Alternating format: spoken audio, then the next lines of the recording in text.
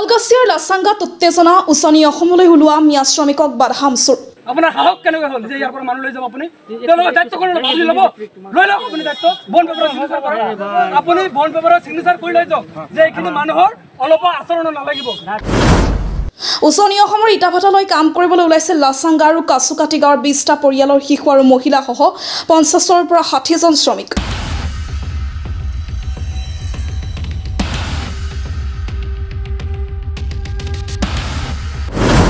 আমচুৰ সদস্যই গাড়ীৰ পৰা নমাই ৰাখিলে শ্ৰমিকসকলক।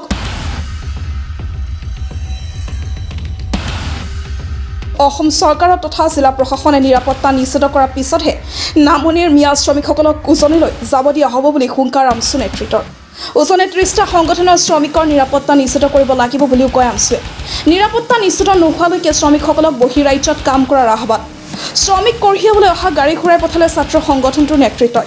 শিলচৰৰ কোনোবা সুমন নামৰ ঠিকাদাৰে নিবলৈ আহিছিল শ্ৰমিকসকলক। কথা কথা আপুনি ডাইৰেক্ট আহি মানুহ ল'বলৈ আহিছিল কাৰ পাহাৰত আহিছে আপুনি নামনি অসমত যে আমাৰ মানুহখিনি অত্যাচাৰ হৈছে তাৰ দায়িত্ব আপুনি ল'ব নেকি? আপোনাৰ সাহস কেনেকৈ হ'ল যে ইয়াৰ পৰা মানুহ লৈ যাব আপুনি তেওঁলোকৰ দায়িত্ব কৰি আপুনি ল'ব লৈ লওক আপুনি দায়িত্ব বন পেপাৰৰ চিগনেচাৰ কৰক আপুনি বন পেপাৰৰ চিগনেচাৰ কৰি লৈ যাওক যে এইখিনি মানুহৰ অলপ আচৰণ নালাগিব কৰিব লাগিছিল আপোনাৰ এইখিনি সেই এৰিয়াৰ এছপিয়ে দিব লাগিব যে এই শ্ৰমিকখিনি নিৰাপত্তা আমি দিম তেতিয়াহে আপুনি লৈ যাব। এই মানুহখিনি নিৰাপত্তাটো লাগিব ন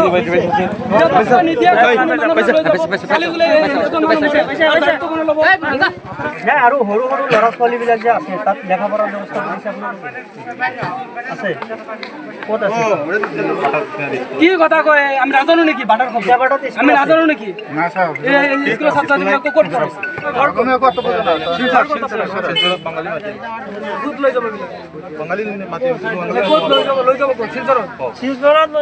অসমত থাকি আপুনি অসমীয়া কথা ক'ব নোৱাৰে আপুনি অসমৰ আপুনি অসমীয়া ক'ব লাগিব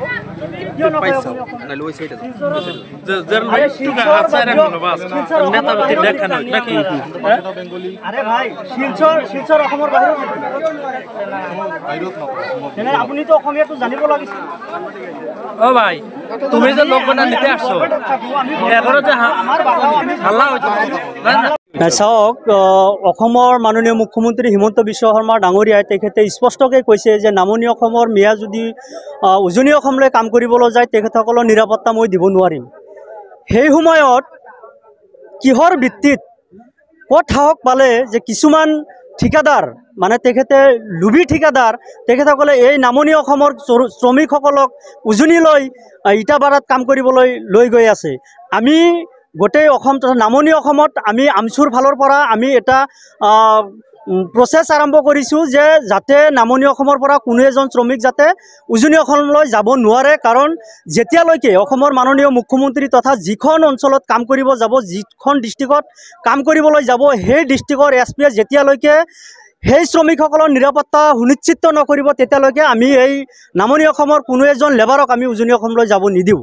আৰু লগতে উজনি অসমৰ উগ্ৰ হিন্দুত্ববাদী সংগঠনে যি কথা বতৰা কৈ আছে আমাৰ মিয়াসকলৰ তুচ্ছ তাচ্ছিল্য কৰি আমি মিয়া সম্প্ৰদায়সকলক আমি আহ্বান জনাইছোঁ যে আপোনালোকৰ যদি লাজ থাকে আপোনালোকে কেতিয়া উজনি অসমলৈ কাম কৰিবলৈ নাযাব। কাৰণ কাম কৰাৰ কিন্তু ঠাইৰ অভাৱ নাই। ভাৰতবৰ্ষত বহুত ৰাজ্য আছে বহুত ঠাই আছে কাম কৰাৰ কিন্তু বহুত মানুহৰ প্ৰয়োজন আছে। গতিকে আপোনালোকে উজনি অসমলৈ নাযায় আপোনালোকে বেংগল আছে কি কলকাতা ৱেষ্ট বেংগল বিহাৰ পাঞ্জাব দিল্লী গুজৰাট চেন্নাই বাংগালোৰ আদি বিভিন্ন ঠাইত আপোনালোকে কাম কৰিব পাৰিব। লগতে আমাৰ স্থানীয় ঠাইতো কিন্তু বহুতো মানে লেবাৰৰ প্ৰয়োজন হৈ থাকে। কামৰ সময়ত কিন্তু আমি লেবাৰ নাপাওঁ। গতিকে স্থানীয় ঠাইত যদি আপোনালোকে কাম কৰে 500 পৰা 600 টকাকৈ হাজিৰা পাব কিন্তু আপোনালোকে তাত যায় 700-800 টকা এই 200-300 টকাৰ লাভৰ কাৰণে আপোনালোকে উজনি অসমত যায় নিজৰ জীৱনৰ নিৰাপত্তা আপোনালোকে ভুগি আছে কিন্তু ভুগিব লাগিব। আৰু এই 30টা সংগঠনে যেতিয়ালৈকে আমাৰ এই মিয়া সম্প্ৰদায় বা নামনি অসমৰ শ্ৰমিকসকলৰ নিৰাপত্তা সুনিশ্চিত নকৰিব তেতিয়ালৈকে আমি নামনি অসমৰ শ্ৰমিক আমি উজনি অসমলৈ যাব নিদিওঁ। না গাড়ীখন আমি ইয়াৰ পৰা খেদি পঠাই দিম কাৰণ আমি এটা লেবাৰ আমি যাব নিদিওঁ ইয়াৰ পৰা। সাম্প্ৰতিক পৰিস্থিতি অসমৰ যে সাম্প্ৰতিক পৰিস্থিতি এই পৰিস্থিতি আপোনালোকে সকলোৱে জানে অসমবাসী ৰাইজে জানে। এই পৰিস্থিতি এতিয়ালৈকে হাম কটাই নাই। সেই সমস্যাখিনিত এতিয়ালৈকে কিন্তু সমাধান হোৱা নাই। সমাধান নোহোৱাৰ বাবে সমাধান এতিয়ালৈকে নোহোৱাৰ সত্ত্বেও আজি আমি চাইছোঁ যে কলগাছিয়াৰ উত্তৰ পিনে লাচাংগা, এই লাচাংগাৰ পৰা প্ৰায় 20 ঘৰমান শ্ৰমিক, প্ৰায় 40ৰ পৰা 50জন ইয়াৰ পৰা লৈ যাবলৈ আপাৰ আছামলৈ মানে লৈ যাবলৈ খুজিছিল।